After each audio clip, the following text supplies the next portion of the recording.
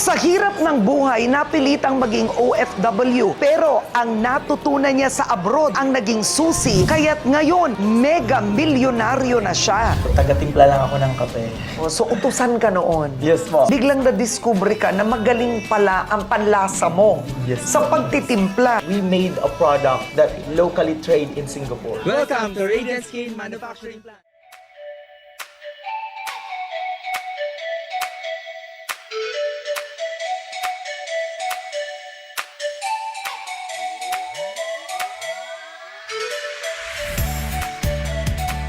Ito po ang ating bagong manufacturing plant located at Catmon, Santa Maria, Bulacan.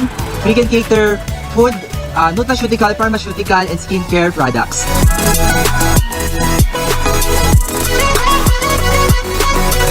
Ano ang tunay na tagumpay sa inyong dalawa? Kasi iba yung buhay milyonaryo, iba yung successful na negosyo, pero iba rin yung sa personal na buhay, may sarili rin kayong laban. Opo. Pero para sa akin po siguro yung tunay na tagumpay is yung nakakatulong kami sa kapwa namin at most importantly sa pamilya. Kaya nga po pinili namin hindi mag-ibang bansa para kasama namin sila sa tagumpay namin.